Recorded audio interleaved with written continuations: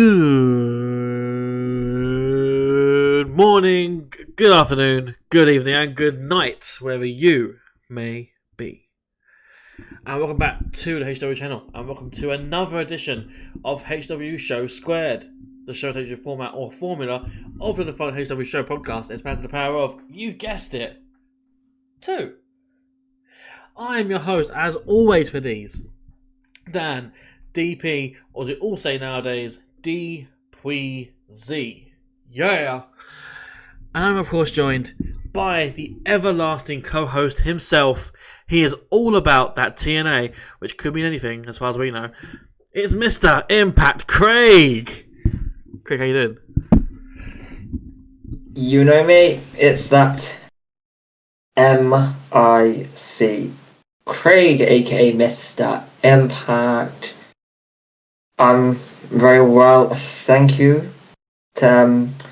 Seems as though WWE and TNA have seen what this podcast has done in terms of the relationship between TNA and NXT, and expanded on that and made it a whole thing. So you're welcome, wrestling world. You're welcome. You're welcome. You're welcome. What can I say? Except, when worlds collide.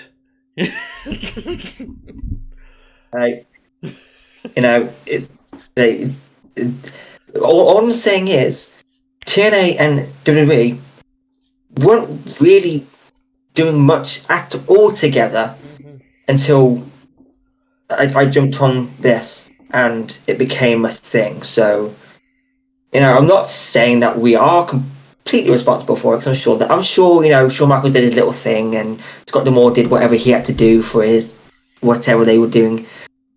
But you're welcome. That's what I'm saying. Craig, I pan this to you. Shawn Michaels, Scott D'Amore, sitting in a room watching this podcast. Hey, crazy things have happened. This is on the internet. It could very well have happened. You never know. You never know. It could very well have happened. Exactly. And that is now canon in the world of wrestling. Yeah. No, in that contract that we won't mention, but in that contract that went out on Twitter, it says in the fine print, influenced by HCW Show Squared. Yeah, did you notice it? They put it in white ink on white paper. Yeah, but if you pay close attention to it, you can see it. You need a UV light to see it, like just to. Yeah. They hid it, No. but it is there. You gotta look out for it. Yeah, because it had to be there. It legally had to be there. Exactly. But they just couldn't let everyone know. Exactly. But you're welcome, wrestling. Exactly. The Forbidden Portal was opened by the HCW show. Precisely. So squared. Boom.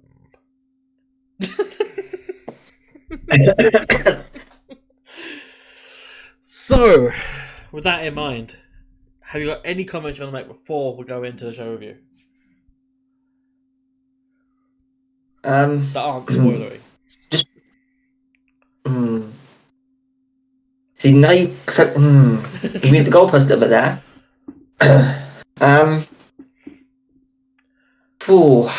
Whenever they think they've got the answers, I change the questions. Just saying. So, within those guidelines, no. But I do have a lot to say. Okay, yeah. So we'll get into it then, because there is a lot to go through. So this is Show Squared, episode 73 for NXT on the 14th of January, 2025. We've moved on. We're in a new year. So stop doing in the past. It's 2024 anymore. It's 2025. Come forward. New year, new same old. Yeah. New year, same old podcast. Yeah. But who knows? There could be changes on the way. There could be a change to the format. There could be a couple of new faces coming in. Who knows?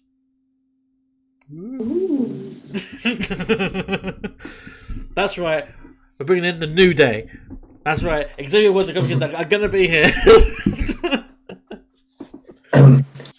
but we're going to run out of time as soon as I start talking. Oh yeah, absolutely. Yeah, we're going to introduce them, and then it was cut off, unfortunately. But they are going to be here. And it's not because of airtime. It's because we cannot afford to pay them for anything other than just a little. Oh, here's a new day, and they're gone. Yeah, that's all we can afford. Exactly. Yeah. Just the end of August is going to end with us saying bye, and then just a PNG of them. Just. Yeah. They were here. We said they were here, and they were here. End of. Oh, I'm going to add that in the edit now, aren't I? Just the new day. So yeah. Now we're away from the PR media extravaganza of last week. Let's head back to actual NXT and what were you seeing with NXT. So, first things first, it wouldn't be a new era of NXT without the presence of our Lord and Saviour, the man who ended the tyrannical reign of Trick Williams. So here is the new NXT Men's World Champion, Oba fucking Femi. And I know I don't swear, but I'm swearing because it's Oba fucking Femi. Ooh. Ass mate. Go! He's here for promo. So, similar to NXT. He doubles down on his claims that Destiny is on his side, and has always been on his side. It's his rightful time to claim his spot on the throne. Preach. He throws out a weird, out of character but perfectly American accent, saying, "I can't believe I could do this." Yeah. I was like, "Fuck me." Okay. Fair. He was backed by Destiny when he won the Breakout Tournament, when he won the NXT Men's North American Championship, when he became the longest reigning Men's North American Championship holder, and he was backed by Destiny when he won the Men's NXT World Championship, and he's definitely backed by Destiny now. He then goes on to talk about Trick Williams, and he says Trick has a ceiling. I agree. Oba does not. I agree. He talks about Eddie Thorpe, referring to him as a cockroach who won't die. I can see that. He gives Eddie a final warning to annoy someone else in the locker room, but he's cut off. Who by? Tony D'Angelo, the current NXT Men's North American Champion. He congratulates Oba on winning the men's world title. And he reminds Oba that he's 2-1 up on Oba. So, yeah. So when Tony decides to go for the world title, he'll leave as double title Don. I don't know how that sounds. It don't roll off the tongue that easily. No. Iteration, but no. Oba retorts by mentioning that Tony got his ass handled by Santa Claus. And then Tony mentions that he'll take care of Ridge, but on cue, here comes Ridge Holland. And it was at this point I didn't realise as much, but I quite like Ridge's theme. Yeah. I didn't realise I like it so much, but I actually quite like it. Good. So he comes out. He comments on Tony's appearance since he last saw him, and says he's got a late Christmas gift. And there's a photo of his attack on Tony for Santa Claus. Oh dear. It's corny, but I love it.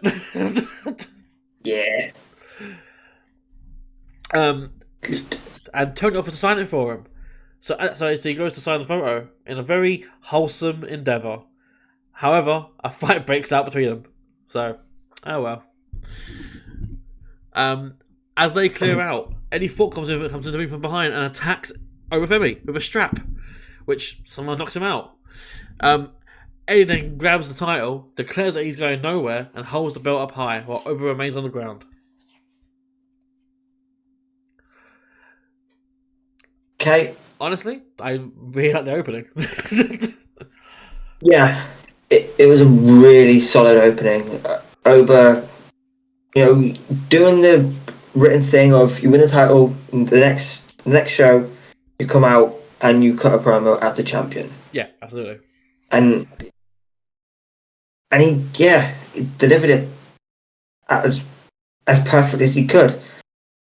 It was again standard, but I always say a good mark of a good character is when you can when you agree with what they're saying. And like that's true. You know, he's got that spot on there. Tony coming out, loved it. Although it took me a second to realise whose music it was. Like, there's so many wrestling themes in my head, I don't know who's anymore. Unless you're yeeting or unless you're the tribal chief, it's it can take a second to clock whose theme it is.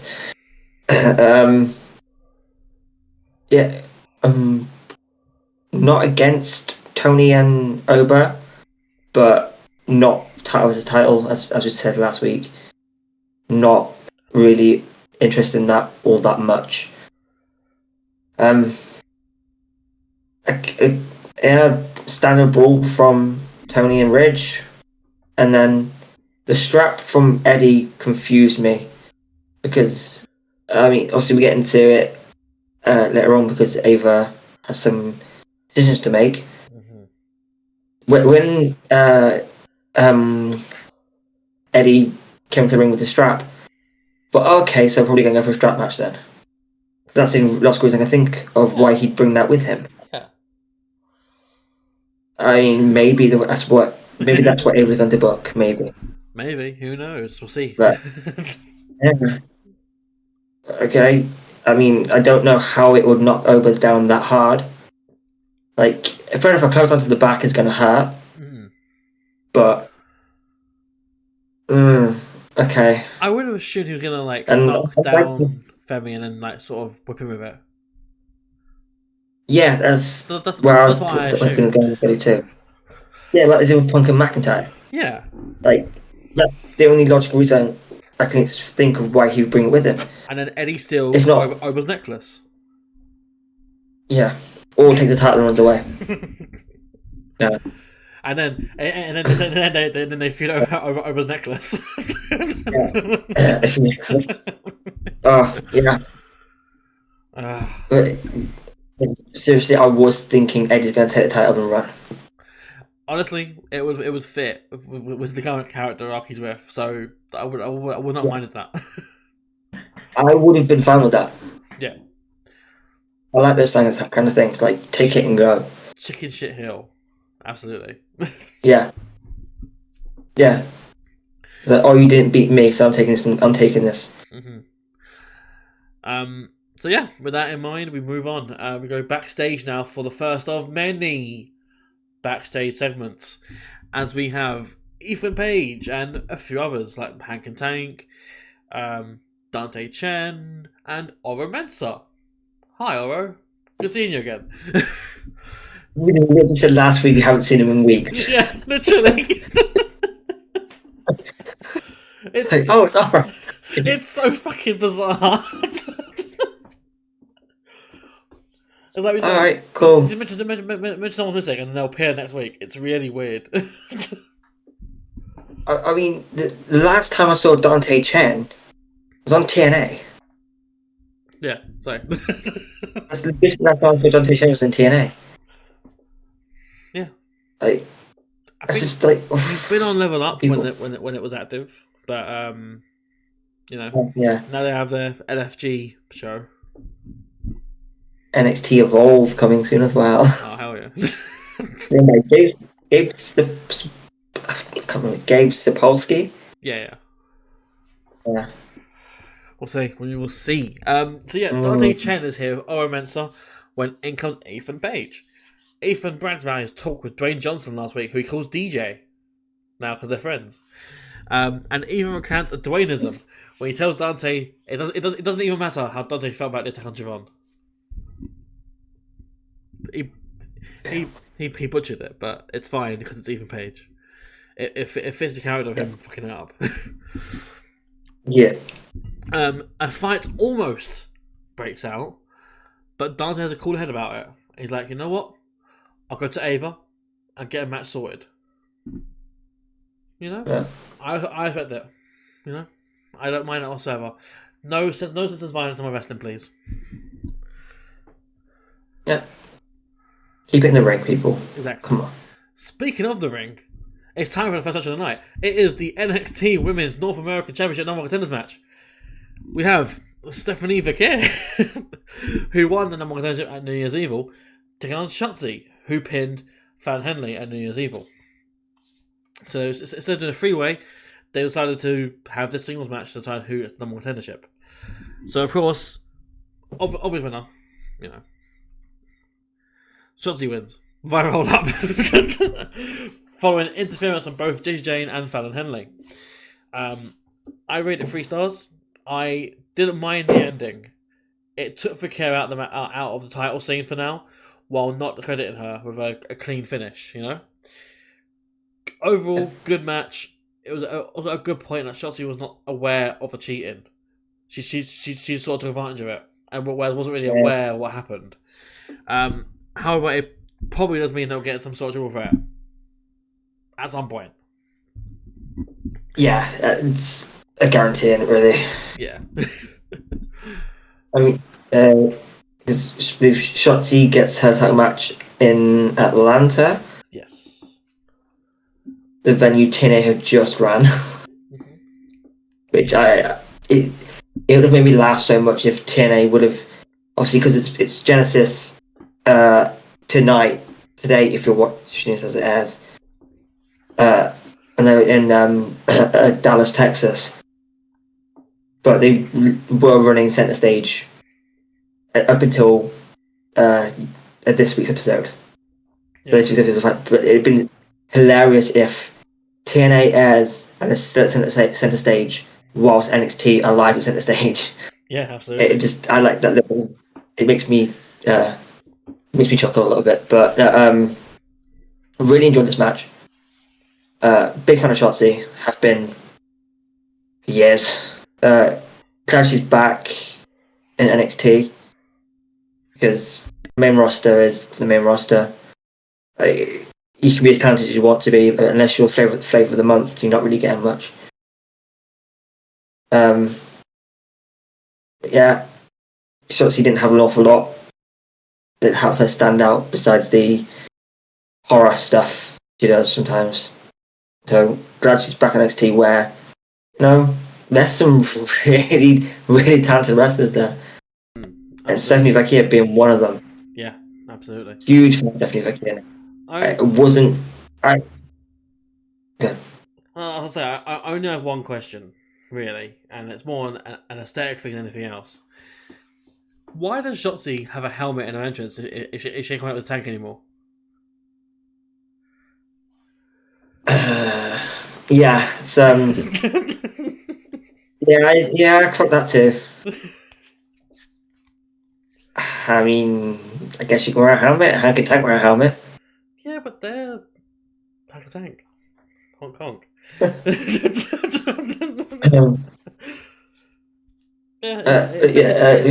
said, it was just aesthetic. It's not a big thing. Yeah. That bugs me. What's happening with that? I think Stephanie Vaquer is amazing, and absolutely. It's probably going to be. I think is going to be the NXT Women's Champion at Stand and Deliver. I think that's when she wins it. Oh wow! Okay, so Judah has a short reign. Yeah. Or shortish, right? Yeah. Yeah, a big prediction, but I think Stephanie Vaquer is going to win the women's NXT Women's title. Fair enough. You've heard it here first, folks. Yeah. Unless they do a title for title with Marsha versus Julia. Potential two. Yeah, then that's the craziest part that could actually happen. Yeah. Like, that's not impossible.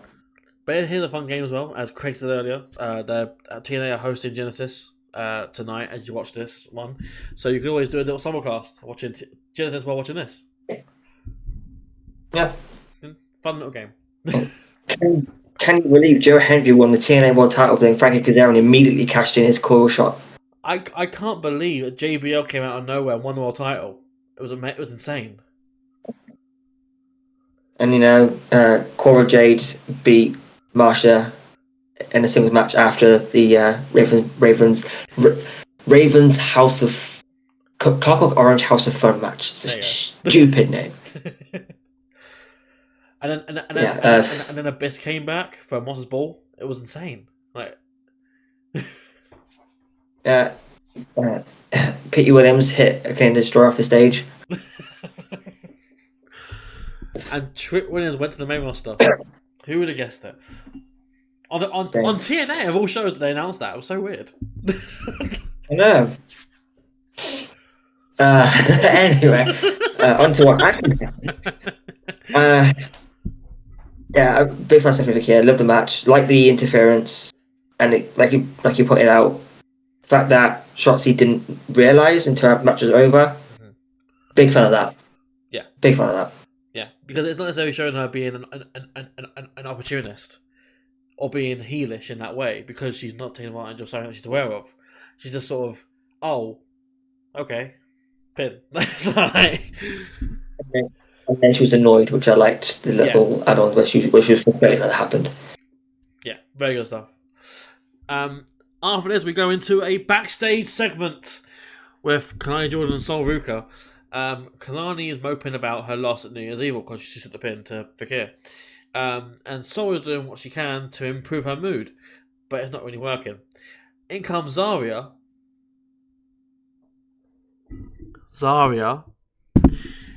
who tries motivating her by telling her to use her losses to build herself back up. In comes Cora Jade, though, to rub it in Kalani's face, which earns her a slap when she calls Kalani the same girl from Michigan State. A lot of just basic backstage stuff, really. Yeah. I don't think I don't think there's any like big plot points there, really. Other than Kalani sort of lashing out a little bit at Cora. Yeah. Kalani got a slap on her. Yeah. Ouch. Put some sauce in that thing. Definitely wake you up. It would. Or put his sleepers right place. Yeah. After this, obviously we get something just a little strange. It's an ad break. Woo! However, within the ad break, I don't know if you saw this. There's a segment within the ad break. No. So during the play and play thing, the adverts on the screen, Stephanie McKenna is stalking around backstage, looking for Fallon Henley, or Fatal Influence.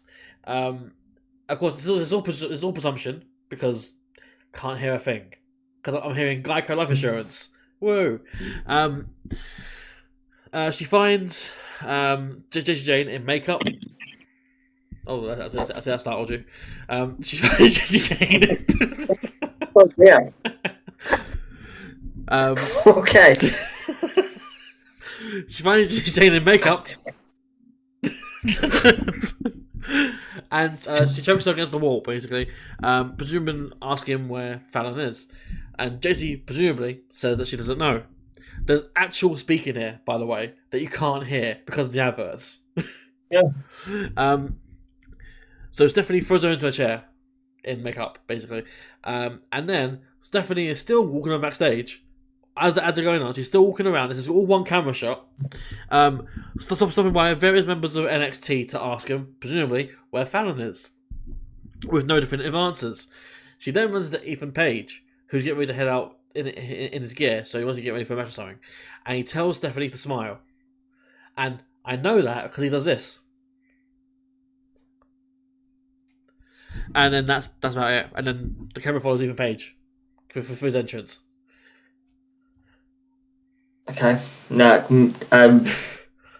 Yeah, watched it on Netflix. So yeah, it was a match. No, it just came back to Ethan Page. No, like cut and then went to Ethan Page. Yeah.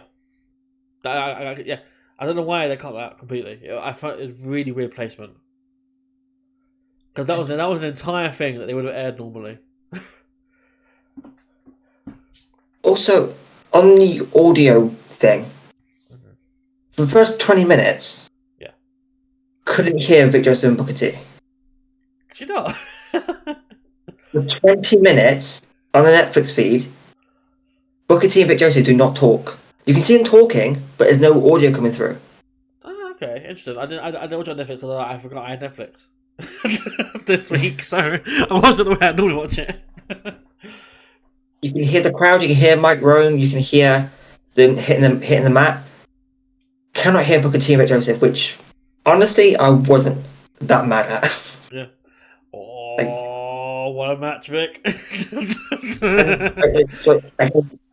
I forgot this on the Stephanie Vecchia Shotzi match. Yes. When Stephanie Vecchia hits the, I don't know what she calls it. Do you mean like the traps him in the leg drop back head slam thing? Yeah. Yeah. Booker T. Mate. I know you're going with this. How thirsty is Booker T? I honestly got uncomfortable listening to it. Yeah. Like, what on earth makes him think, oh yeah, this will be a good thing to do? No, just no, Booker. He's so crap at his job. Yeah. I watched a bit of Reality of Wrestling where he had that thing with Zilla Fatu. Yeah. Do that. Do that. Not get thirsty when Stephen Vicky essentially thrusts someone's head into the ring. Yeah, pretty much. Like, Stephen Vicky isn't the first person to do that move. Like, I don't know why he gets so excited by it. Like, it's not the first time we've seen that move. No, it's not actually. Like, Madison Rain did it for years. Yeah, true. Like, it just, it was awkward. Very awkward. Yeah, I agree. Anywho. Oh, shucky, ducky, quack, quack. For a second when you played that audio, and I heard the I thought it was a phone vibrating. I can't stand that voice. Oh, Craig. Say, Craig. So yeah, after this, someone that didn't make it to air, apparently, it's time to head back to the ring. No, it's not. It's time for another backstage segment because we're joined by Ava and the management crew of Stoneland. Turner. Never mind what they're doing though, because Oba Femi's here and he wants Eddie Thorpe. And Ava is reluctant to reward Eddie's behaviour. However, Oba wants Eddie. And if Eddie wants a title shot, Oba says, give him a title shot. So he can end Eddie. Yeah, make it his last one. Yeah. And then before Ava can interject, in comes Robert Stone, who's like, Oba, big guy, Oba. Just, Eddie Thorpe, don't let him play you around, man. Like, you're bigger than that. Just don't give in to his demands, man. Just, don't let him play like a fiddle. And then that gets him choked against the wall.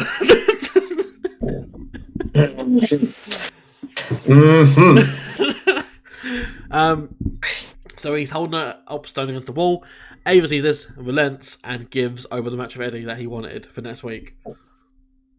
And Oba drops Stone and walks off. Did Ava give him the match? Because all I was watching was Stevie Turner going, "Go on, hurt him, hurt him." Don't let him go, hurt him. Yeah.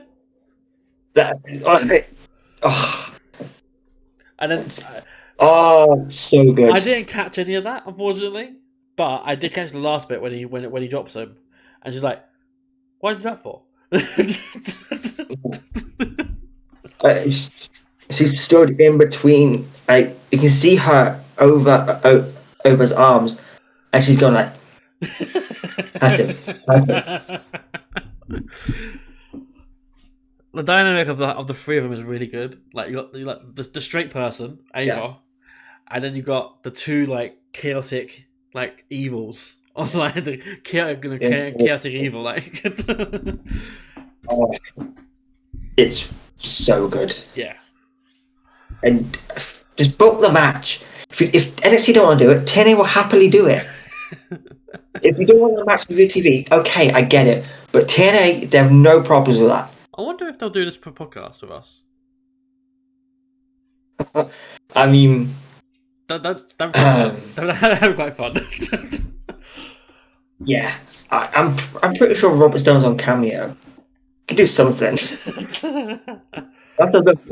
There's most something we can do. Are they both on Cameo? Do you think? I don't think Stevie will be. Stevie Richards. Yeah, go on. Robert Stone and Stevie Richards on them. How much it cost? Only 24 quid. Stevie Richards. I wonder what we get him to do. I wonder. Analyze this promo. I would love to hear from the mind that is Steve Richards. You know what? I want to do something. You've got my finger something. Stay I tuned. need Steve Richards involved in this podcast. Stay tuned for something in the future. Not here, but in the future. Subscribe. Okay.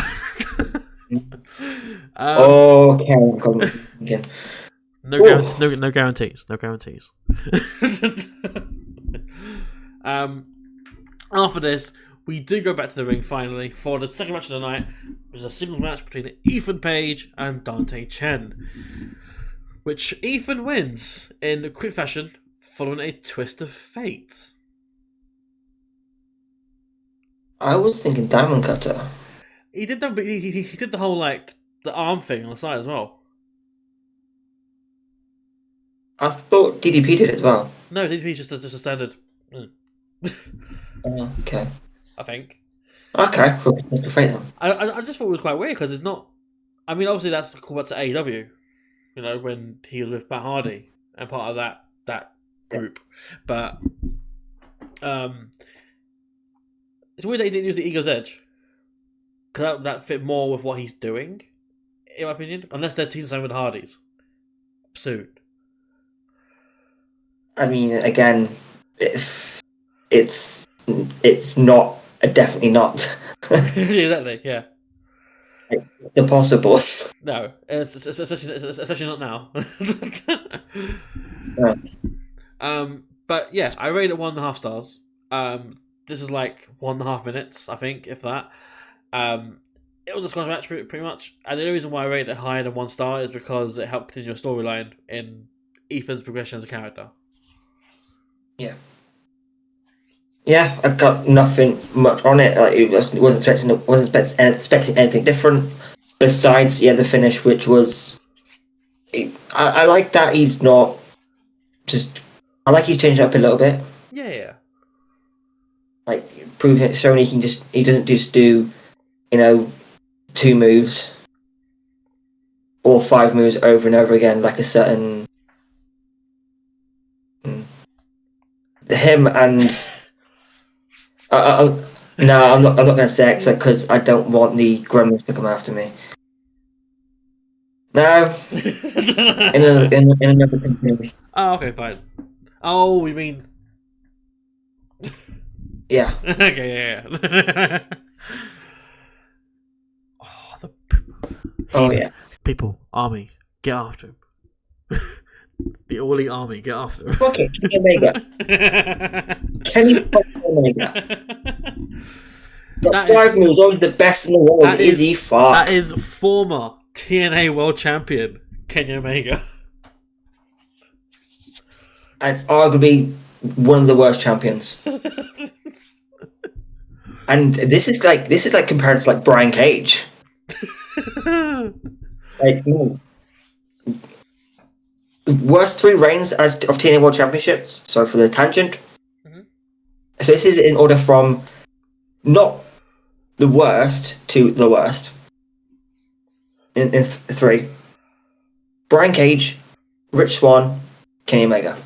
Wow. Don't like him, never have liked him. So machines, Even against TNA, I don't like him. dancers, and angels. You're not a fan of them? Never liked Kenny Omega. Never understood the hype around Kenny Omega. Ah, that's fair. That's fair. I tried, believing, tried. That's fair. You missed the glory days of New Japan. I've watched it. I've seen the Okada matches. Like, Okada's not that great either. Jesus. Like, let's just go in. Okada, he's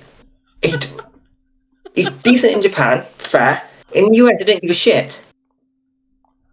In the US, he just doesn't care. Unless he's working in Japan, he doesn't give a toss. This is now a solo podcast with Mr. Impact Craig. Also, fuck the Young Bucks. Hey! I do not endorse this message. I mean, Max and Jeremy Buck. It don't help I'm wearing a Cody shirt right now, but it's good at common sense to get away from those morons. Oh, let's super kick on. Alright. Let's create a move so we can get 5 stars. Let's move on. Yeah. After this match with Ethan Payne and Dante Chen, we get a post-match segment. Going on thing. Ethan crushes Dante's leg in the steel steps, and he admires his work. And as he does, Javon Evans comes in like a fucking freight truck and just whams Ethan. Oh, he just whams him completely. Like if he was like Keith Lee size, like we get a recreation of the whole Adam Cole spot. Yeah. Like imagine if like Keith Lee came out and just like pounced Ethan Page and he flew into the ring. That must have happened. Like, not that to level, but Keith and Ethan Page must have faced each other and he got pounced. You think so, wouldn't you? Like, Must have. They've been in too many similar circles to not have faced. That must have happened.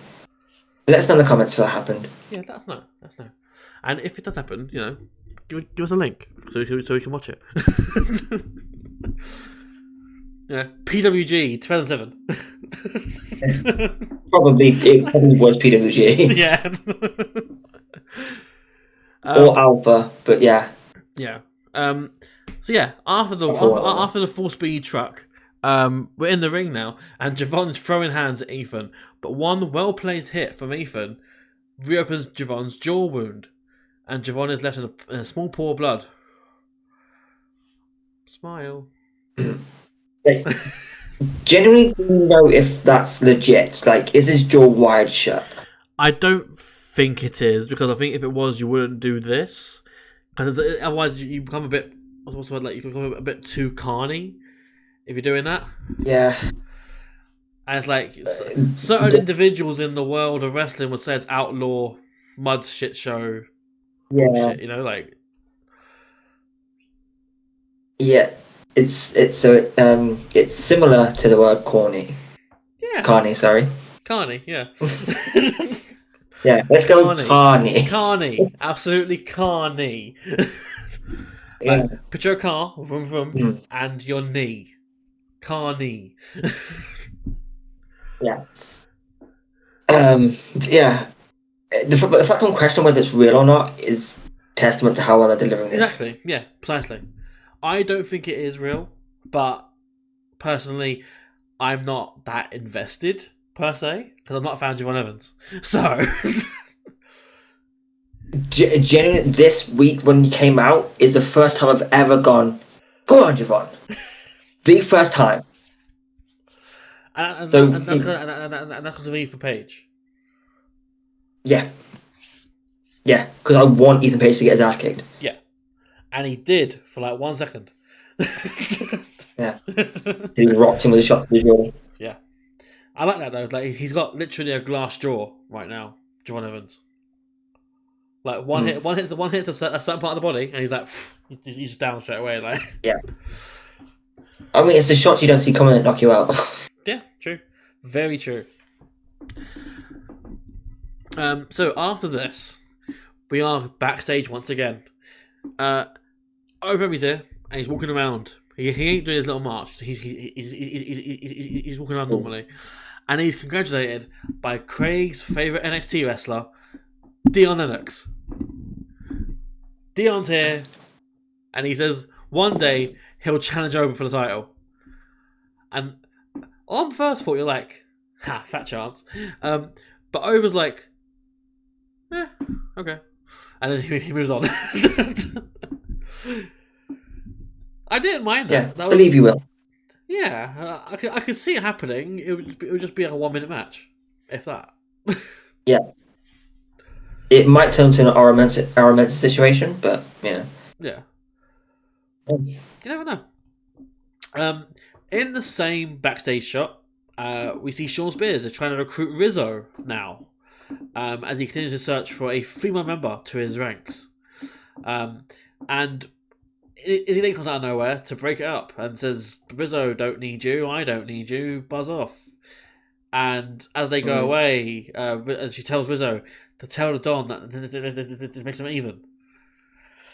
I wasn't aware she was owed a favour. No, okay, maybe I've missed something which I haven't watched. So, there's no reference to anything between Izzy Dame and the family. Yeah, I don't think there has been. I mean, I remember she hated Brindley Reese and Can't Picture It a little bit. What if it was Izzy who attacked Rizzo? I mean, didn't Nikki say it was her anyway, but... I don't know. I honestly haven't paid attention to that story. I'm fair certain Nikki Lyons was like, yeah, it was me, bitch. Like... So after this, we are still backstage, and we see the continuation of the love story between Karl Petrovich and Ashante Adonis.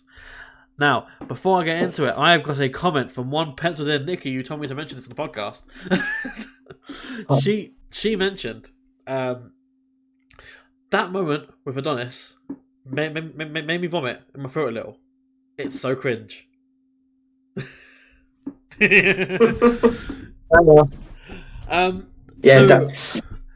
So the cringe part is this bit, and what happens here is Ashante claims no more games, and he officially wants to start the new year properly, and gives Carmen a rose like it's The Bachelor, which she accepts, and then they kiss. So I guess we're going somewhere now with that whole thing. I guess. If it is cool, just keep. No, it's done now. We don't need it on TV every week. Yeah, like no, it's fine. You can have a company something to the ring and stuff, or vice versa, and go from that. There's no reason to have someone like Nikki come back and that. I texted your man last week. Like, yeah, just we don't need keep this. It as it's fine. Like, nah. I can't. Awful. I hope it's done now. I hope it now it's just a manager thing or valet thing or whatever. Move on. Yeah. I'm over it. Fair. Move on from the story. It makes no sense anymore. Yeah. Moving on. We go to a backstage interview with two very familiar faces to the world of NXT. We see the faces of one, Johnny Gargano, and one, Tommaso Ciampa. We are joined by DIY. Firstly, I popped. I've been a huge. I was a huge DIY fan before NXT days. Like I liked them before in the Indies. Like I was like, fuck yeah, the banger. Yeah, that's cool. Very cool. So why are they here? They're here because they've heard so much about Fraxiom and the fractured Fraxiom, and how they're the best tag team in NXT history, which they take umbrage with because DIY are literally the best team in NXT history. Fight me. I mean, give them another couple of months, and I might start to disagree. I don't. I think Fraxiom we need a good year or two more before I said that about overtaking DIY. I am huge on DIY. Like I'm a huge DIY person. I'm a huge Answer person as well. Like I love that group. I love DIY. It's for me. It's like they're the prime examples of like the best teams in NXT. I mean, in fairness, I did kind of miss all that DIY stuff. Like I really started watching when it was Gargano and Cole. Ah, okay, yeah. That I kind of missed all that. I saw them get back together, which I was happy with, but yeah, I've kind of missed all the stuff in their prime. They had a big tag team in their prime, and they were feuding, and very famously feuded a few times in NXT. Yeah, I'm all caught up on that story now, but I wasn't in it at the time, so I can't really get. It's like they're clearly a fantastic team. Chomp is my favourite for definite. Mm-hmm. I just think that Ciampa, that's like Goldie. He's the reason I got that. Goldie. He's the reason. But yeah, so they take homage of that. So Johnny arranged for them to have tickets to the show to witness Fraxiom, which he got via his good friend Sean. Why do you need tickets to go to the performance centre? Isn't it free anyway? It's free. Like, you work there. Hey, they've got to pay it forward, They weren't even in the crowd, they were on the freaking balcony. Okay, so cool. Okay, so next time I get tickets to a wrestling show, I'm going to go stand on a balcony near the ring. Go for it. Or just stand ringside, why not? Go for it. You'll get like chokeslammed off it by like Ava.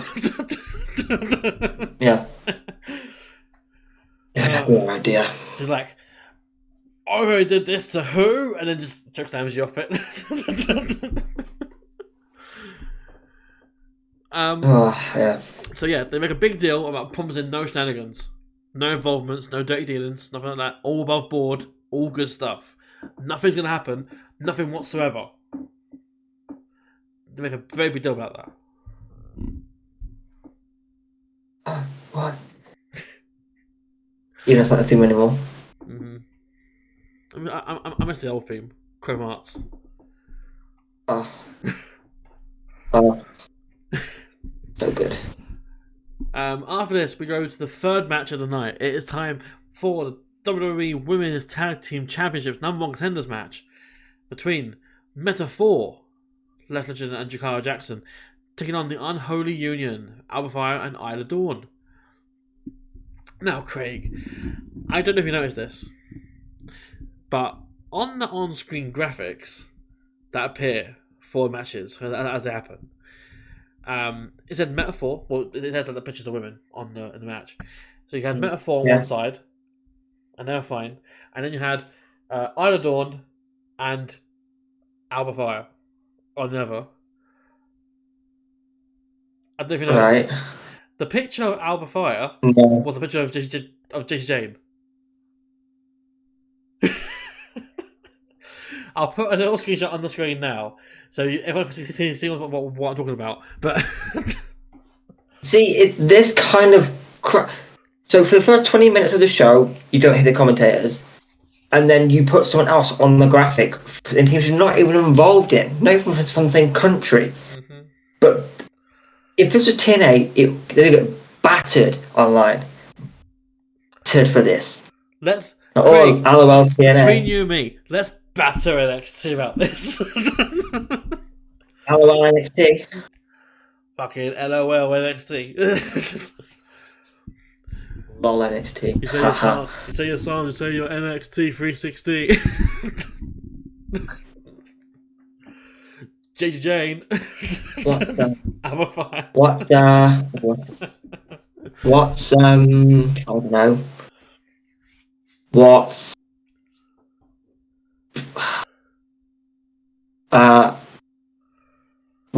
Kaylee Ray doing in NXT zone? Oh my god, not Kaylee Ray. Still from Burger to Burger King. Yeah. If you know, you know. So yeah, who would win this match and be the number one contenders for the tag titles? It makes sense to be the Unholy Union because they are, the main roster team here, and titles are main on the main roster, so it makes sense. However, they lose to Metaphor, and Metaphor win following a running cutter and facebuster combination, which was very smooth on Alba Fire. I rated it 3.5 stars. A fun match.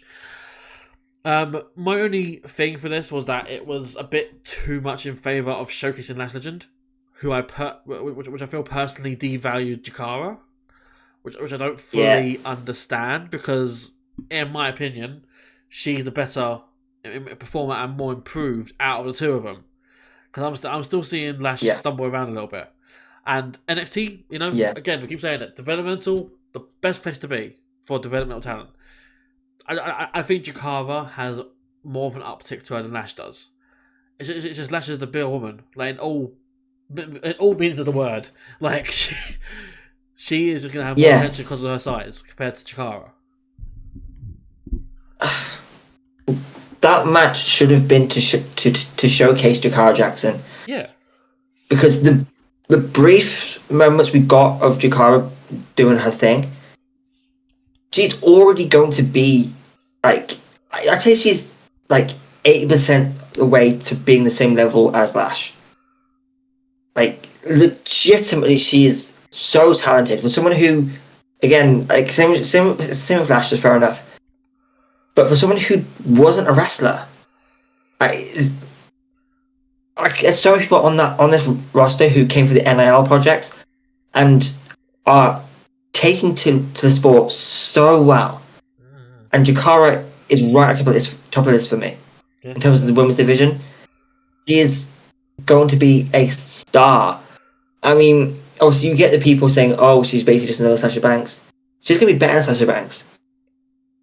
Like in terms of in terms of her in-ring ability, she's going to be better than Sasha Banks. Yeah, I agree. I think she's so good. Yeah. And the finish looked great. Well, I'm not mad at that. Jakara's been injured as well in the past, whereas Lash just hasn't been. Yeah, it's Jakara is insanely talented, and I hope they win tag titles, but they're probably not going to. I mean they're going against Bianca and Naomi, which unless this is their split match, Bianca and Naomi, or Jade comes back and reveals, "Oh, Bianca attacked me," or something like that, then I don't see it happening. Yeah. Because they're losing the titles when Jade comes back, because that'll be when the whole thing spawns of who attacked Jade, basically. I saw a theory on TikTok just quickly about all the attacks that have been happening, and people saying it's the Nexus. My God, the Nexus! Wade Barrett, Justin Gabriel, Heath Slater, David Otunga, Husky Harris. No, that's the wrong group. Michael Tarver, Skip Sheffield, and Brian Danielson. Sheffield. Oh. Yeah, you, oh my goodness. You remember old Skip? And the career he's going to have. It's a pity someone didn't feed him anymore.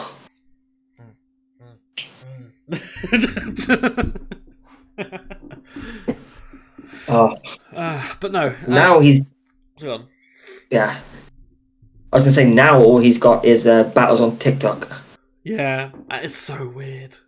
It's so And weird. he won't even have that anymore. Can he? Yeah. It's so weird. I'm going through my TikTok feed and it's just like randomly a live of Ryback versus this random girl that I don't know. Like, Yeah. it's so bizarre. Oh, cool, bro. You do you, bro. Absolutely. But yeah, match itself, fun match. I don't mind them winning. I'm wondering now, are the Unholy Union part of NXT now as the main thing? Because they're there a bit and they won't do much on the main roster anyway. I think so. It makes sense. I think the transfer window is. I think it's coming the transfer window. Yeah, and there's also potential to have stuff with Gigi and Tatum, Wendy Chu when she's back. Yeah, and you can Rosemary from TNA. If we bring her back in. even go after the Knockouts tag titles. Yeah, there's room for that now. Yeah. I'm. It's same with Shotzi. I'm glad they're back on NXT. Yeah. Because you can say, oh, it's a smaller brand, whatever. Mm-hmm. But when you're only getting, like, you're winning the titles because you're in your home country. Yeah. That's the only reason they won the tag title. Like, they were nowhere in the picture, and then they got a match and they won in a triple threat because it's their home country. But in NXT they were made tag team champions because they're a good tag team. Yeah, true. But yeah, we'll see what happens with that, I guess. After this, we go backstage once again. It is Lexis King, everyone's favourite, getting his Heritage Cup Trophy Championship plated with his name officially, with Ava, who's there for some reason.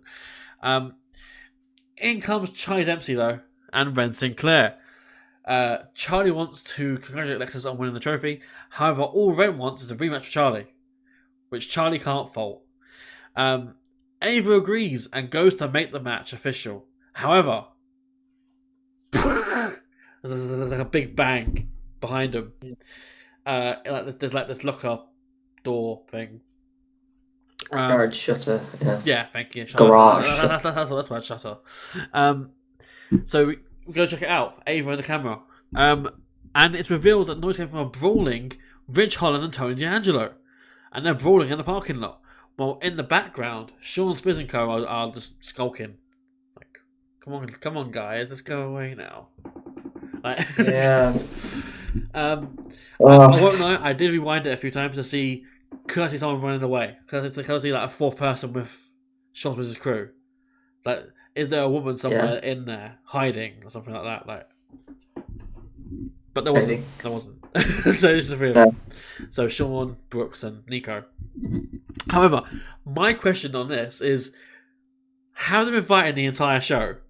Tony and Ridge. Because it's like an hour? Just over an hour in? Yeah. Like, it's I like crazy. I like the visual of just them fighting at the start of the show and then just continuously fighting backstage. Yeah. Okay. Alright. I don't know. I've got nothing. They brawl. Alright.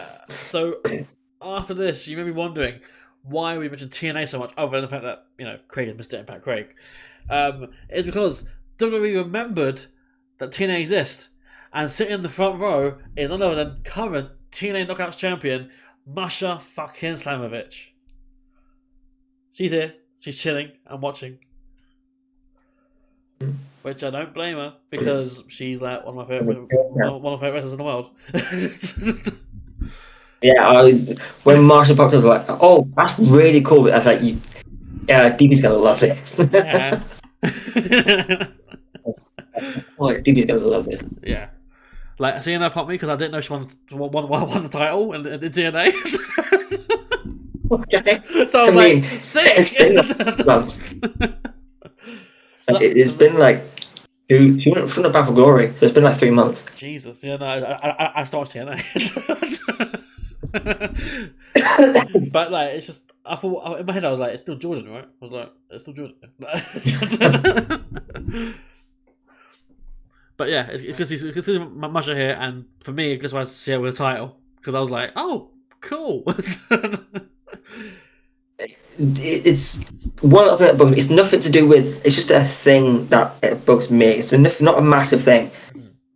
It's the TNA Knockouts World Championship, not the TNA Knockouts title. Oh, not Knockouts Championship. It's the Knockouts World Championship. Knockouts World Championship.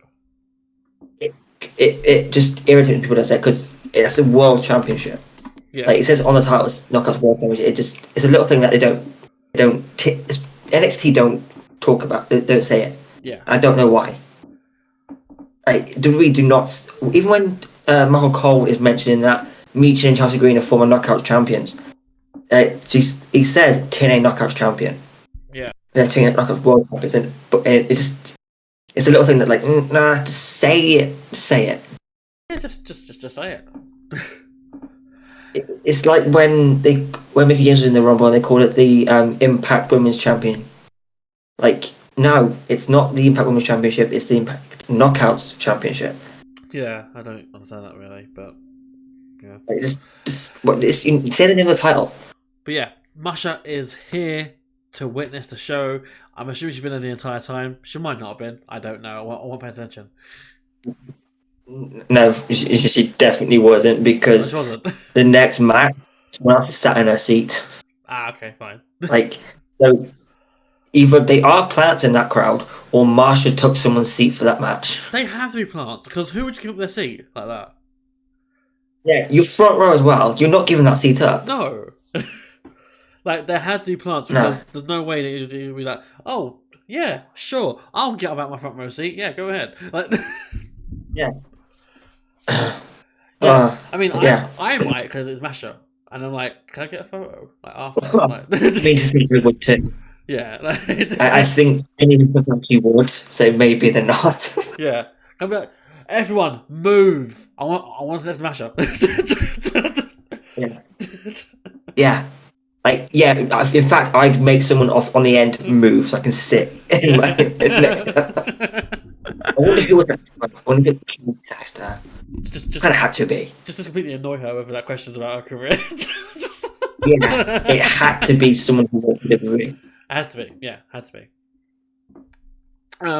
Anyway, moving on. The match she was here to observe was the fourth match of the night. Kalani Jordan against Cora Jade. And, of course, who would win?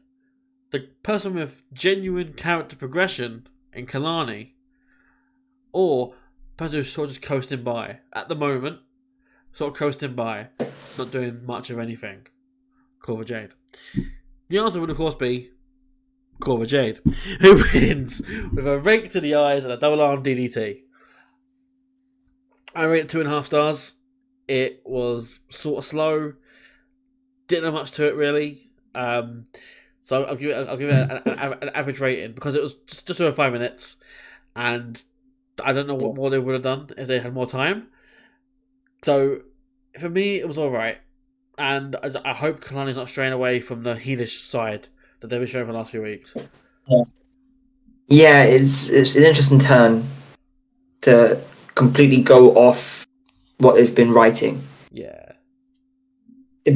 As soon as I saw Marsha in that crowd, and then out comes Kalani and Cora, my initial thought was, oh, okay, so everyone's this. They're not going to say it, but they're going to challenge Marsha. Like that was my first thought. Mm-hmm. And then are they going to have Kalani Jordan challenge Marsha Slamovich? I'm down for that. Therefore, no, it's going to be Cora. Going to be Cora Jade. She's the bigger name here. Yeah. So, and if that is the way they're heading, I'm here for it. Mm-hmm. But I think, as far as this match went, yeah, just all right. Yeah, I think Cora Jade is a decent TV episode of TNA Defense for Masha.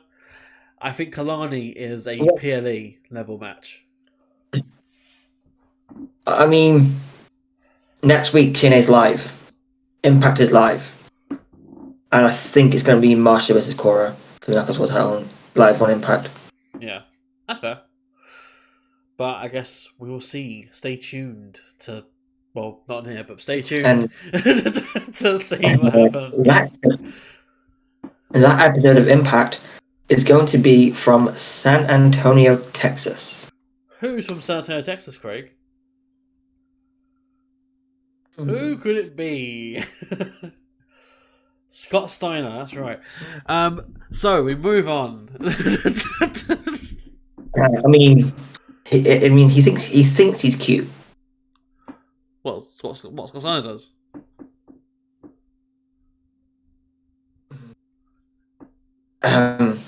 You got 33 and 1 someone who had less of a ceiling than Scott Steiner had. Yeah, that's fair. I mean, to be fair, the person did wear chainmail as part of the Rangers one day. Yeah, and he got caught in the grate. Yeah. You know. Yeah, as you do. Yeah.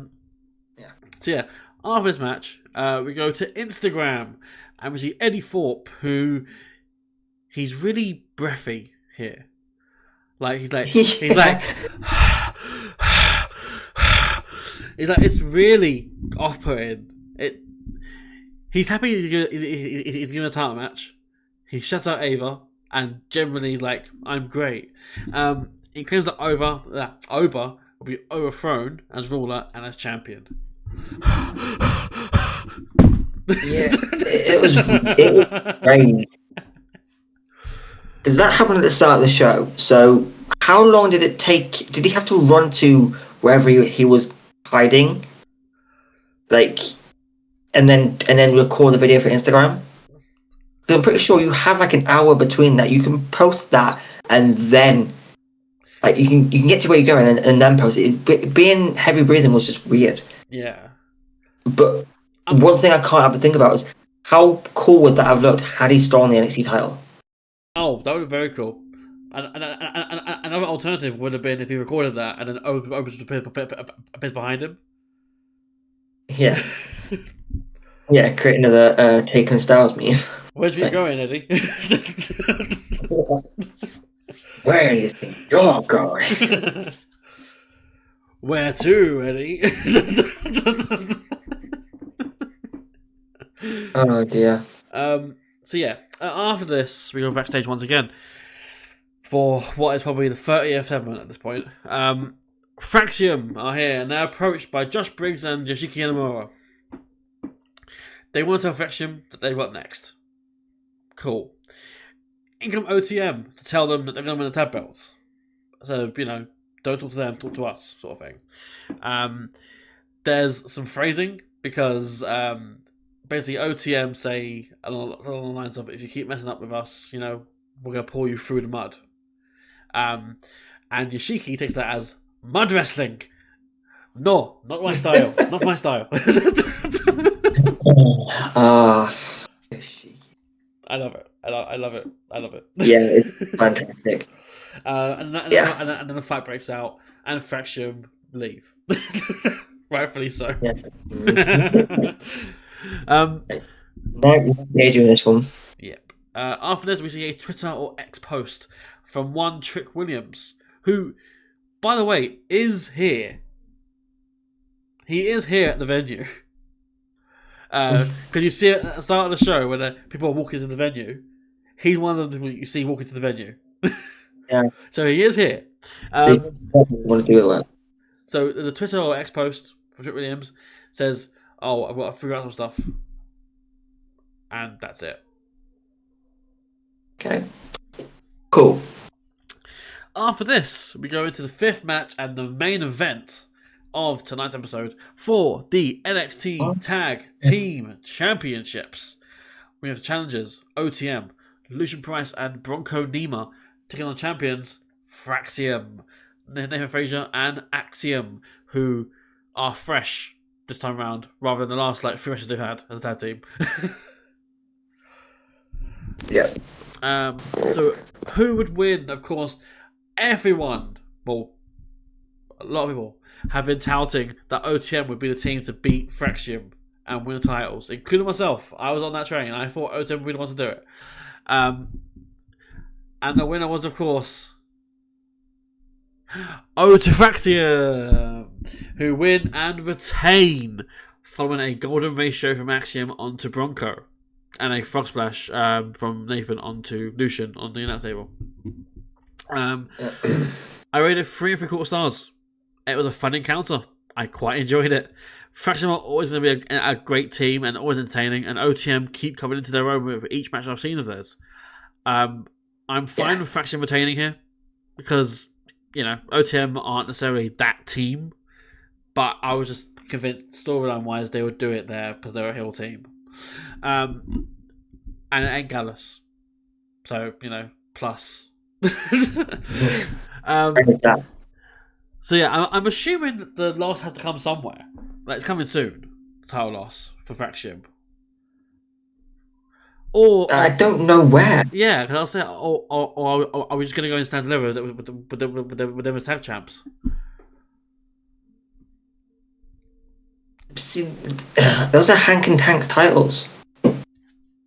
They just are. Maybe what I can see happening, maybe. Obviously, we have this new actual partnership, and there are number 1 contenders who didn't get their tag title shot. Two certain rascals. That's right, Wesley and Titan DuPont. But the Rascals didn't get a tag title shot. Maybe that's where this goes, and then Hank and Tank beat the Rascals.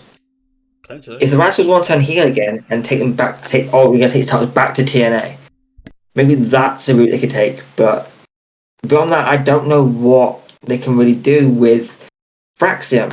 Are they just going to have them split up and vacate the titles? Is that what we're doing? That's the weakest thing I think they could do. And that is, yeah. Now that they've teased DIY, I honestly think they're going to stand deliver, and that is your tag match, Fraxiom and DIY. And I think somewhere before stand deliver, DIY lose their titles to SmackDown to the Bloodline or Motor City Machine Guns or someone else. Yes, boy, yes. I'm telling you, it's happening. Give me title plate checks again, please.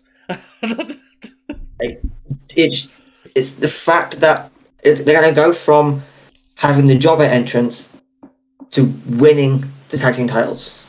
I don't care how it's done. Just keep Pretty Deadly as their champions.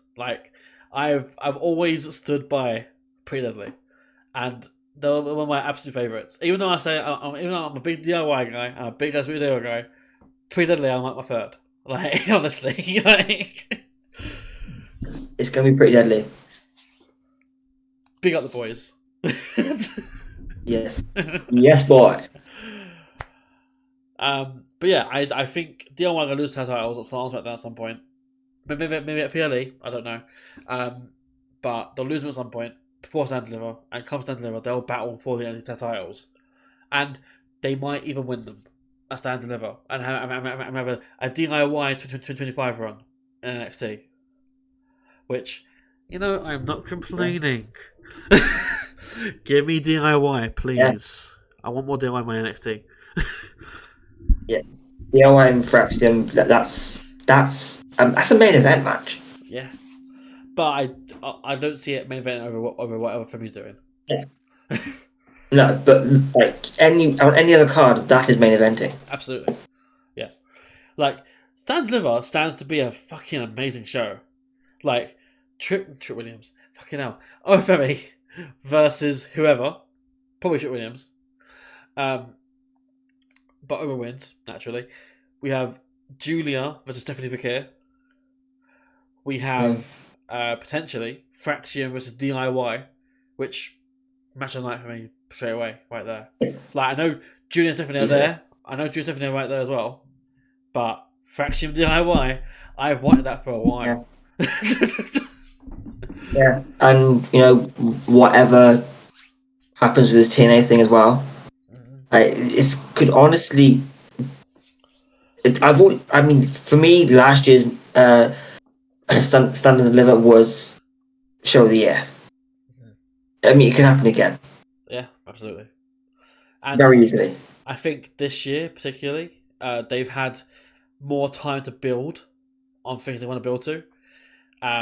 They've had signings that weren't there this time last year. Again, Julia, This Stephanie, is gonna be a Zarya. proper show. I reckon we're getting some sort of big Montgomery like leather match for North America title as well. Yeah. I think that's coming. Yeah. And that'll probably have TNA affiliation in it. Like we'll have I remember before we were saying we were struggling to fill a ladder match for people. Like now, Yeah. TNA could be a part of that as well. Yeah. Just fancy booking it makes it exciting, and this is what we're actually building towards. Mm-hmm. It's gonna be great. Yeah, I am so excited. Like Vengeance Day, cool, whatever, get out of the way. Just I want to put it to one side and go straight to Santa Never. Yeah, just stop building for that. Yeah. Yeah, because I mean, we're getting Oba and Eddie. Probably we're getting Fraxiom and another team. I don't know who. Tony and Ridge probably. Yeah. Just saying that. Saying that to that extent. So I'm not too fussed about that. What if Frankie Kazarian decides to use his Call Your Shot trophy in NXT? That would be pretty cool as well. But what title do you go for? Tony's, I'm assuming. Yeah, North American title. Yeah. Yeah. Because The King. I wouldn't mind seeing him get. I wouldn't mind seeing him get demolished by Oba Femi, but I think that spot is reserved for Vic. The King of NXT. Ethan Page.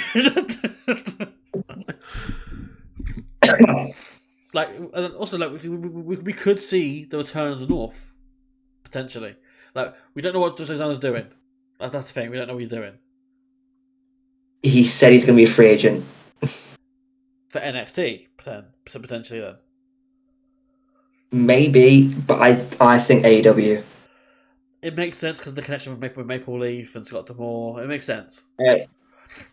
He's facing Santana in an I Quit match at Genesis. Yes, but what if he just quits TNA to go to NXT? It's possible now. Yeah. Because my biggest concern with Jordan Grace and the Rascals and Joe Hendry is that we're going to lose them to NXT, but we won't properly lose them. Yeah. I like that. Yeah. Because they're 100% going to NXT, but now it's not. They can come back at any point. Yeah. So This is how wrestling should be. Yeah, absolutely. And it goes all the way back to what you said earlier about fans booking, and it generates buzz and makes excitement for the shows that are coming. Yeah. It's all well and good, but then what happens next week? It's I think Lola Rice will beat Jada Parker, or I think Omi will beat Eddie Ford, or whatever. That's nothing. PLEs, you build to them. There's so much potential with what can be there, and because it's we're only 3 months away from it. Not even that at this point. It's exciting. Absolutely, and depending on what day it is, we could potentially do a live watch along for that. Potentially. I'm down for it, honestly. It's more likely going to be around. If we're talking Stand and Deliver, then it's probably going to be about 6 o'clock. Our time. In the UK. Time. Oh, okay. Yeah. Because normally they'd have it on the day before, wouldn't they? Like WrestleMania. So that'd be the Friday. Usually WrestleMania is Saturday. Same day as that, or? Yeah, I'm pretty sure it's Friday's a Hall of Fame. Of Saturday course, is NXT, and then yeah. NXT, and then Night One Mania. Yeah, so yeah, I think right about 7 p.m. our time. That could legitimately be a thing that we try and do and try to set that up. Yeah, be done by like 9 o'clock. Yeah, legitimately, but obviously don't air the footage. But No, but yeah, no, I'm And it's if all that's on the plan, I'm in. it's all on Netflix as well, so it isn't like issues like network or Shouldn't really be any lag either. yeah. Oh, fuck, I'm excited now. Yeah. Oh, okay. Oh, Let's but yeah, go. you would think after all that was the end of the show. However, it's not. That was just another tangent. Oh, no. That was another tangent courtesy of us. We got one more thing left to go over, but before we do, someone's on their way as they arrive to NXT in its final moments of the show. They're literally here for 5 minutes. So yeah, they come out the car, we see their boots, and they're walking. Not talking, just walking to the arena. So we know they can walk. Yes, so we know it's not someone who's in a wheelchair. We know that much. Or on crutches, or anything like that. They are fully abled. Chad Gable. But he basically anyway. Have you noticed it? They're doing the "We Suck" chant. "You Suck" chant. Yeah. At Gable, and they've intentionally put that Kurt Angle-esque part to his music. Yeah. I like that a lot. Well, yeah. Very well done on that one. So yeah, the final part of this show, it's a promo. It's the promo main event with none other than Roxanne Perez, which of course means that Chip Williams is just here for no reason. He's in the venue, he's here, but he's on fuck all. He tweeted something. That's about it. Yeah. That is Chip Williams that I want to see. Yeah. Just no Chip Williams. He just got paid for sending a tweet. Yeah. Decent money. Fair play. Yeah. More than I'll ever see. Probably, yeah. Same here. So yeah, it is Roxanne Perez. She's here. The time's hers. There's like 5 minutes after the show, so we better get to what we're doing quickly. Roxanne starts off with cutting quite a weird face promo. She talks about her title reign, her 9 defenses of the title, how she cultivated a women's division that has constantly expanded and improving itself. Which I'm there like fucking preach, like it has absolutely. The reason people say that NXT has the best women's division, and it's because of that. Literally, like everyone's expanding and improving, and it's already the best now. So imagine where it'll be a year from now, 2 years from now, whatever. Like it's a healthy environment where people learn and develop and expand themselves and what they know and what they can do. Let's just hope they learn from the mistakes and not send all the top women up to the roster at the same time. Yeah. I remember that issue. Yeah. I remember talking about it on this podcast, saying, who can they push?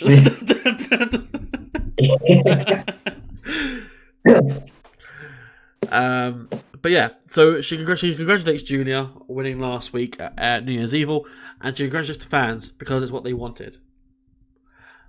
Sounds a little, sad, a bit salty. So at this point, it's like, what the fuck? Like, is she leaving us? Like, is she saying like, oh, I'm gonna go elsewhere now? Sort of like, is that where we're going with this? And then she does a complete 180 and says that the division is going to be lost without her, at the Helmets champion. I was like, yeah, Roxanne's back. It still sounds like a swan song though. It does a little bit. She says NXT doesn't deserve her, and the fans don't deserve her. She then commits the cardinal sin of pro wrestling and mention someone by name. Because she mentions the 4 horsewomen. And of course, when you mention someone in wrestling, 9 times out of 10, they're going to appear. Yeah. You know? No, I wasn't going to go there. She mentions the 4 horsewomen of NXT and how nowadays you only need one. That being Roxanne Perez, obviously. However, ding dong, Roxanne. It's Bayley. Sasha Banks. It's Charlotte Flair. Speculating. Why not name more? It's Ronda Rousey. That's right. Maria Shafir. It's Jessamine Duke. It's Shayna Baszler. There we go. Yeah. We've named them all. It's all 8 of them can't come out to confront Roxanne. Oh. But no, it is Bayley. We get welcome back chance for Bayley, and she's here to talk to Roxanne. Bayley talks to Roxanne, talking her up, and tries to offer advice. However, Roxanne does not want it. We hear about Roxanne's past and how Bayley has supported her throughout her career. Roxanne says that Bayley made records in NXT, but Roxanne broke them. Roxanne says that maybe she could be Bayley's role model nowadays. Then Bayley amps up and says that Roxanne will be stuck in her ways in NXT while she's at WrestleMania main eventing because she's going to win the title from Tiffany Stratton on Friday. So today, day recorded. But 2 days ago. So, insert reaction here. Oh my god, Bayley is the new world champion of SmackDown. Or, oh, she lost the world title match at SmackDown. Rules because it's Tiffy time.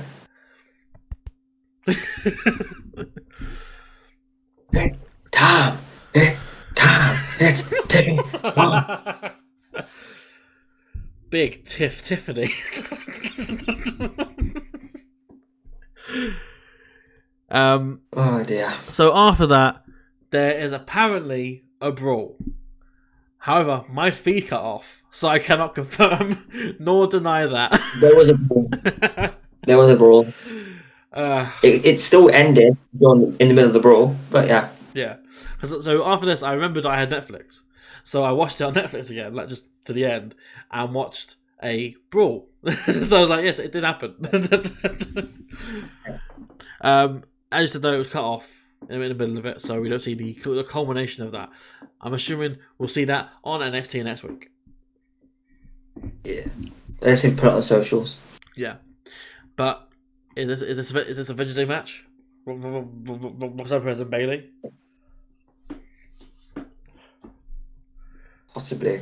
Because I don't see Bayley winning the title from Tiffany Stratton. So Bayley versus Roxanne is not a bad call. Bayley nowadays on NXT is not a bad call. Oh, like mate, Bayley mixed it up with a lot of the modern talent, a lot of the modern roster of NXT. Sign me up. Like, yeah. Like I would say Rhea Ripley, but she's a bit too much of a star to move. Yeah.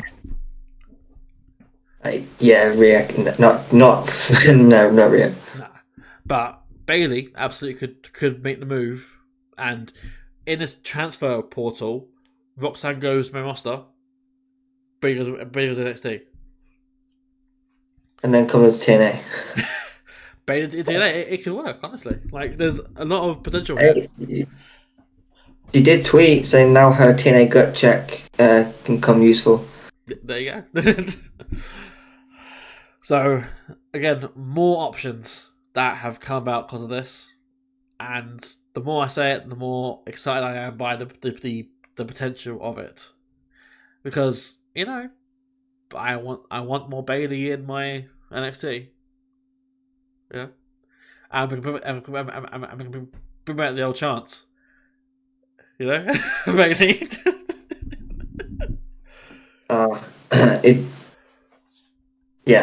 It's a very cool thing that Bayley Roxanne Perez, because it's making Roxanne look like the star she is. Absolutely, yeah, it is. Like this main star comes down to talk to Roxanne. Like, it isn't even like to fight her. It's just to talk to her. Yeah. And it isn't in the same way that we've seen CM Punk get involved in Trick Williams' and Ethan Page's stuff. It isn't the same way that we saw John Cena big up Carmelo and Trick. It isn't the same way we saw Bobby Dudley promote Trick. You know? Like, we're not being told that Roxanne's a star. Or that Roxanne, you should like or dislike Roxanne, whatever. Like, we're being shown that she's that she's a star. Because she has interactions with all the people. The same with Tiffany Stratton. Back in her NXT days. Becky Lynch came down to NXT to fight her. Like, yeah, it wasn't to tell us to like them, it's to tell us that these are next in line. Yeah, absolutely. And I think this could be a thing going forward. Becky Lynch came down to fight Tiffany. Tiffany came out on... No, she lost actually, didn't she? She lost, didn't she, Becky? So, that happened. Tiffany goes to the main roster. Bayley comes down to NXT to fight Roxanne. That was what happens. Roxanne goes up to NXT to the main roster. And I think that could be an ongoing thing each year. Someone, before Stand Deliver, comes to the main roster to fight someone on the NXT roster. And that's your sign that they're going up. Yeah. So, last year, Tiffany. This year, Roxanne. The next year, it could be, I don't know, let's say Lola.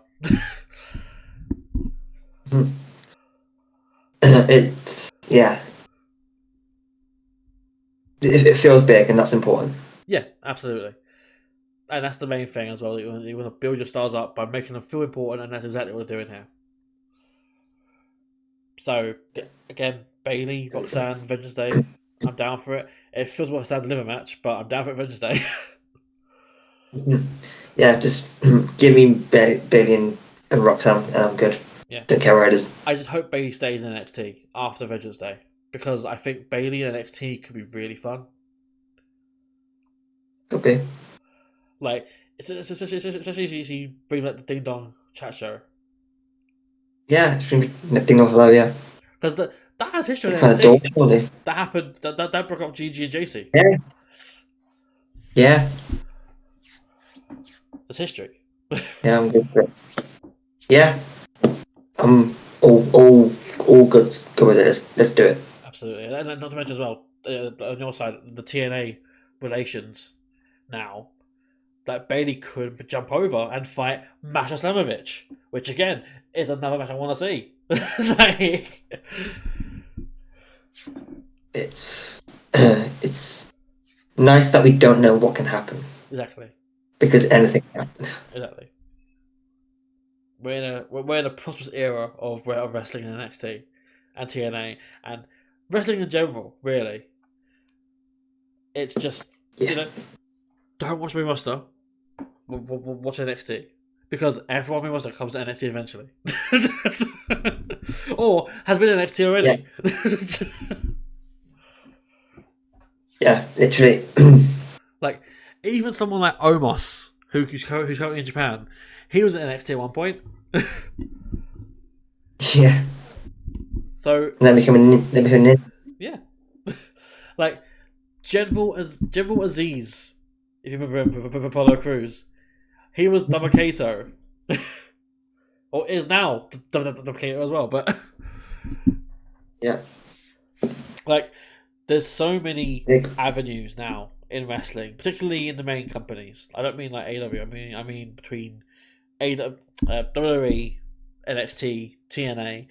There's a lot of options here, and it's amazing to not be able to tell what's going to happen.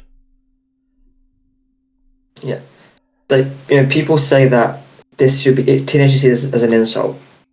Like, no, because TNA know where they are currently. Like, this can help them get to where they were. So it's perfect for where TNA is right now. Yeah, I agree.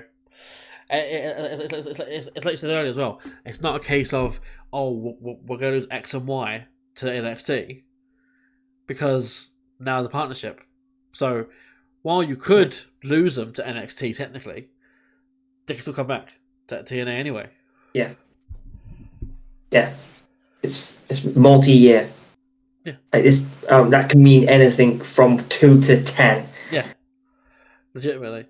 Like JBL can jump ship like so many times. Yeah, he can literally go from one show to the next. He doesn't anyway, but it's going to be on SmackDown this week, I believe. SmackDown tonight. Yeah. Like, The Rock could be on TNA. Just randomly. Technically, he already has, but Well, yeah. I don't mean because of the whole Kitchen thing, right? Because Yeah, but technically, we've lost him, but yeah. like, finally, The Rock has arrived in TNA. Like, I mean, he's part of the board that agreed to this. so there you go. There's potential, and this is the main thing: potential. Like, Yeah. will it happen? It might not, but it's there. The option, the idea. Not a no. Exactly. It's not a no. It's not a yes, but it's not. It's not a no. There is that. But yeah, with that in mind, have you got any post comments about the show in general, or just anything? So, Booker T, stop being so thirsty. It's exciting to see how they're going to build to stand and deliver. Yep. And what legitimately anything can happen. Yeah. And I'm excited about it. Yeah. And another thing as well is that they appear to be scrapping the amateur dramatic storylines. Because again, I know it's cringe with Carmen and Ashante, but that does seem like a ribbon to tie it up and end it. Yeah. Like, I don't know, like, other than her managing Ashante, I don't know what else more they can do story wise. We're done here. Yeah, exactly. So I think, the mindset going forward, stand and deliver. Yes, there's Vengeance Day in the way, but, look forward past that, stand and deliver. You've got a potential Titan card there. Better than last year's. Definitely. But yeah, on that very optimistic ending, this has been HCW Show Squared, episode 73. Mr. Impact Craig, where can people find you? You can drop me a follow on a TikTok at Mr. Impact Craig. Subscribe to my YouTube channel if you feel like it, Mr. Impact Craig on YouTube. I'm getting the bug to create content on my own now, so if I say it, I'm going to have to hold us accountable, so I'm going to say it. Sunday, Genesis preview for TNA. Whoop, whoop. Nice. I thought I was more to it. But yes, and also for myself, if you feel so inclined, I'm on Twitter or X at DpuizY, which is just there. In regards to the show outlets as well, our Instagram is down there, Facebook, Twitter or X, and that's mainly Blue Sky, which is Twitch. Basically, Blue Sky is the same thing. HCW Show is there. It's just hcwshow.bsky.app. I don't know why it is that. It just is. Google it and you'll find it. Alternatively, we're on TikTok. I'm gonna try maybe and get more things up again on there because I just feels like I sort of abandoned it a little. And Red Note is not an option. I'm not going to Red Note. And that is pretty much it. So as always, like, share, subscribe to the channel, comment on what you liked, what you disliked. Do you agree with NXT being a quite good time right now, or do you not enjoy NXT? Why is that? Do you like TNA? Do you not like TNA? Again, let us know. Do you think Craig should be more often on the channel? Do you think Craig should host one of these episodes? Host the episode eventually. Let us know. Because he's done it before when I went well, but if you're down for it.